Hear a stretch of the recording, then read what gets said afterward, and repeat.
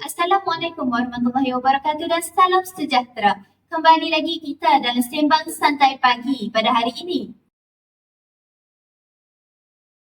Tajuk kita pada hari ini ialah perubahan harga petroleum dan impaknya kepada pendapatan negara.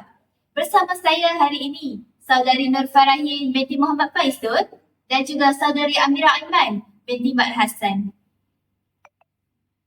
Pada hari ini, bersama-sama kita untuk membincangkan tentang penurunan harga petroleum di dalam negara. Umum mengetahui bahawa Malaysia merupakan sebuah negara pengeksport minyak. Sekiranya ekspor minyak bagi negara Malaysia terganggu, maka ia akan menjejaskan pendapatan negara. Hal ini kerana saya dapat membuktikan melalui penyataan bahawa dunia sangat memerlukan minyak sehingga kan tanpa sumber petroleum tidak akan ada sebarang kemajuan yang dapat dilakukan bagi sesebuah negara tersebut. Antara punca kejatuhan harga minyak apabila pengeluaran minyak melebihi permintaan akan kita bincangkan bersama dalam forum kita dalam perbincangan kita pada hari ini. Ingin saya bertanyakan kepada saudari Amira Aiman tentang faktor-faktor perubahan harga petroleum. Apa pendapat saudari? Pada pendapat saya, antara faktor yang pertama ialah permintaan minyak yang begitu tinggi dari negara China dan India. Yang kita tahu, China dan India mengalami pertumbuhan ekonomi yang rancak dan memerlukan jumlah minyak yang banyak. Oleh itu, keperluan industri mereka sedang berkembang. Dalam masa yang sama juga, di negara kita juga, ekonomi dan juga perkembangan di negara kita juga turut berkembang melibatkan penggunaan minyak yang terlampau banyak. Oleh itu, permintaan yang banyak menyebabkan harga minyak melambung dan juga wujudnya tekanan terhadap perubahan harga minyak. Oleh yang demikian, harga minyak akan turut naik kerana ini adalah faktor inflasi, iaitu permintaan tinggi tapi wang tak ada. Oleh itu, harga minyak akan turut naik. Saya setuju dengan pernyataan saudari sebentar tadi. Hal ini juga akan menyebabkan kos taraf hidup rakyat sangat tinggi. Hal ini kerana sekiranya harga minyak menaik, maka harga barangan lain juga menaik.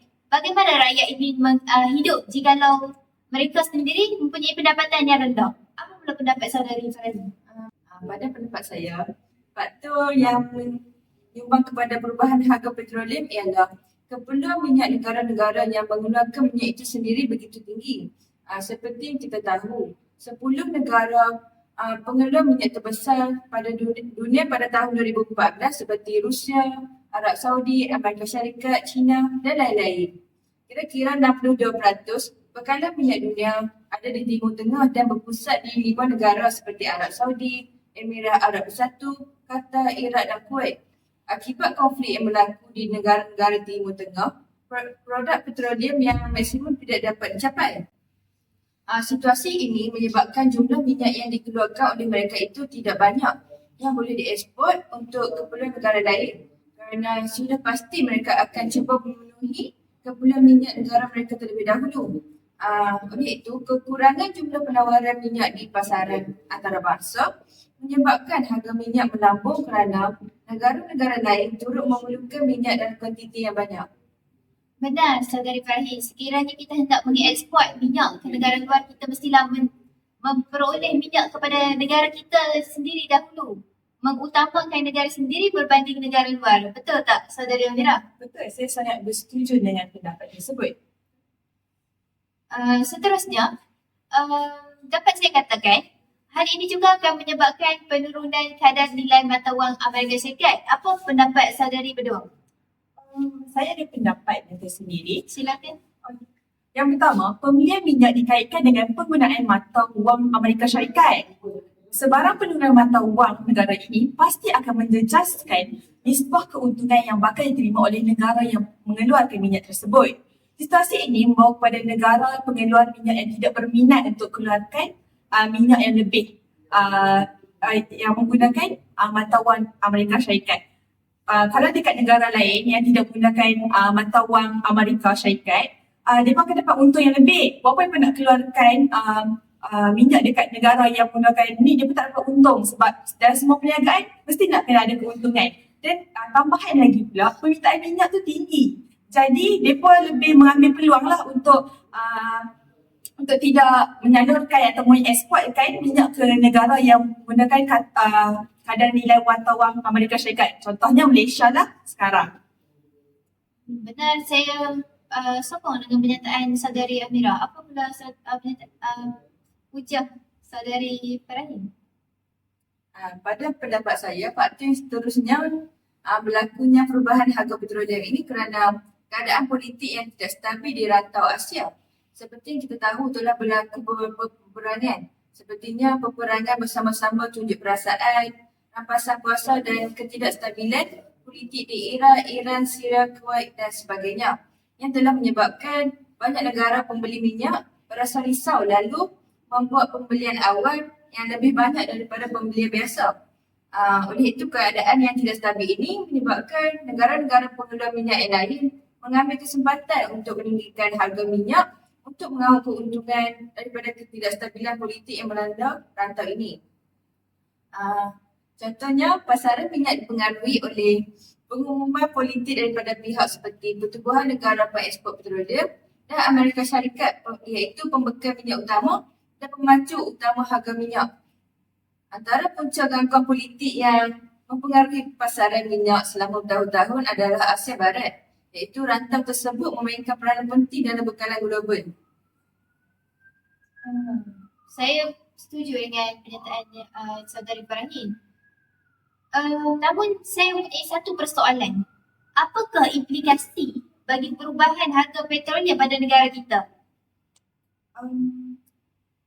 Saya boleh bagi satu implikasi yang saya rasa memang kenalah dengan soalan yang telah diberikan tadi, iaitu harga barang menjadi mahal. Kenaikan harga minyak telah membebankan semua pihak. Apabila harga minyak meningkat, kos bahan api telah meningkat dan menyebabkan semua kos pengeluaran serta barang runcit juga turut meningkat. Penghilangan akan menaikkan harga barang kerana kenaikan bahan api. Kesannya, ini telah membebankan peniaga-peniaga yang terpaksa menaikkan harga barang kerana penghilangan telah menaikkan barang. Contohnya barang runcit. Kita tahu semua barang dekat negara kita dah naik. Contohnya barang runcit yang tersenang juga, minyak, gula, semua dah naik. So, bila barang dah naik, orang dah takkan beli banyak. Lepas tu, akan jejaskan kat ekonomi negara kita lah sebab kita tak sumbang kat negara kita. Benar saudari, sekiranya barang-barang tersebut tidak dibeli oleh rakyat sendiri, siapa lagi yang hendak membeli? Ini yang saya katakan sebentar tadi, sekiranya harga kos bahan api meningkat, maka barangan lain juga akan turut meningkat.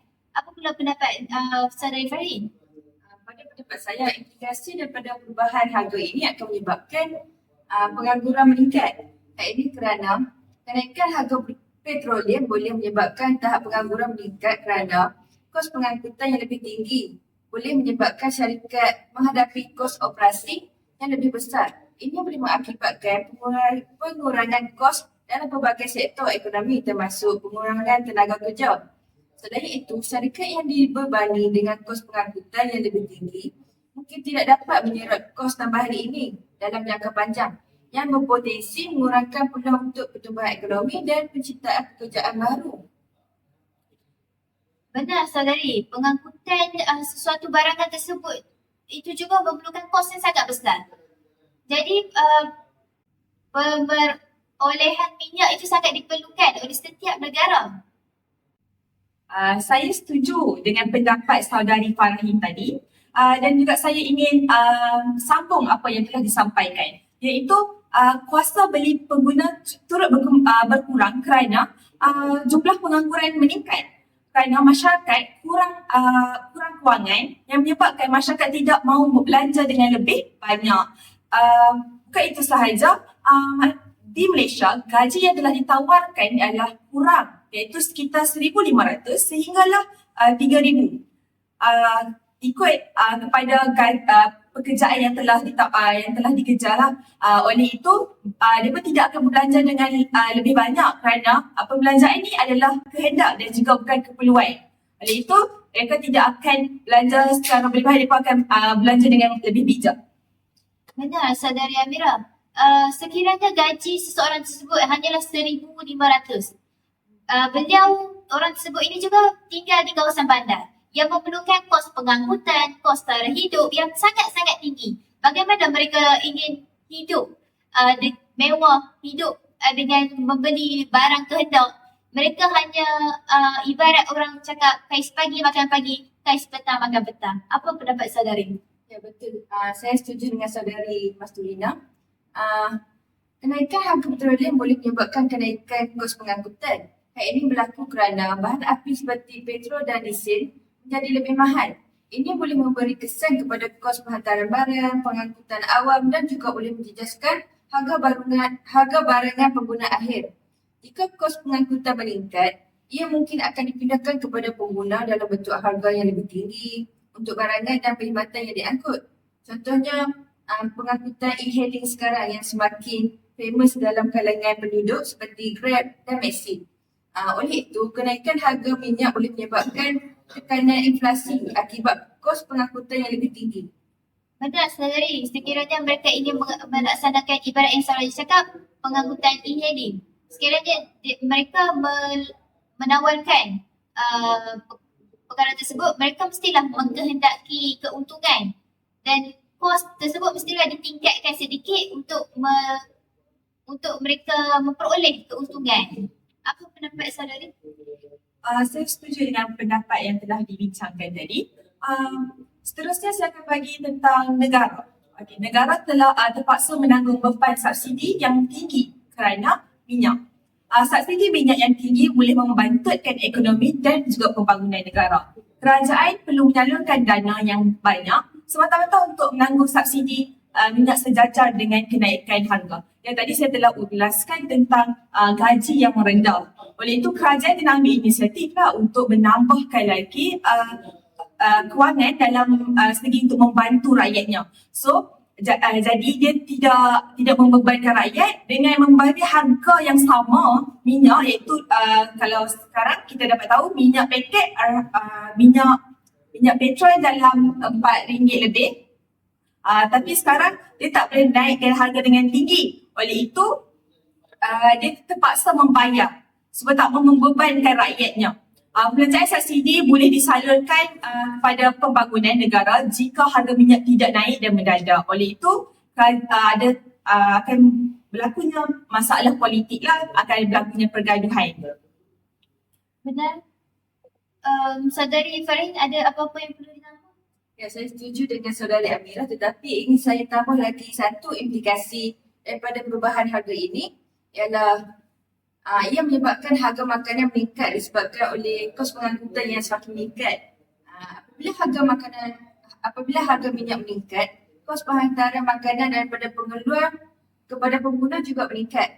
Ini boleh mengakibatkan kenaikan harga makanan di pasaran kerana kos pengangkutan yang lebih tinggi akan dicerminkan dalam harga runcit.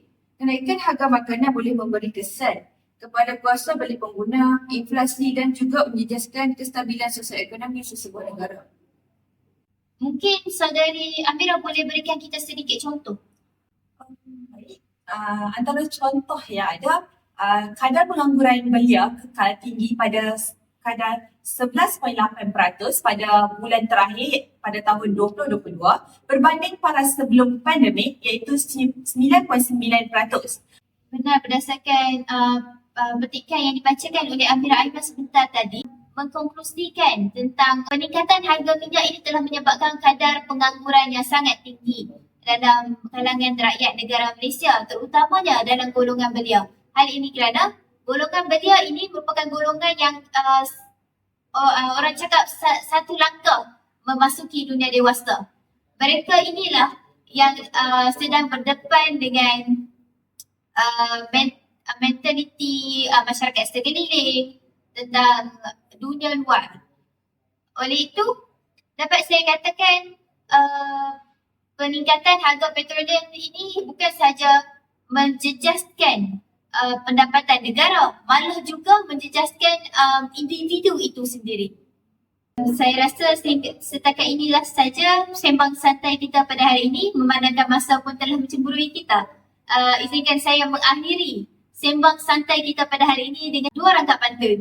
Bunga dedak di atas bara, anak dusun pasang pelita. Kalau silap tutur bicara, jadi disusun maaf dipinta. Pohon berangan tempat bertemu, kiranya rasa si anak dara. Baliklah Tuan membawa ilmu, ciptalah kejayaan, bangunkan negara. Sekian wabillahi taufiq wal hidayah. Wassalamualaikum warahmatullahi wabarakatuh.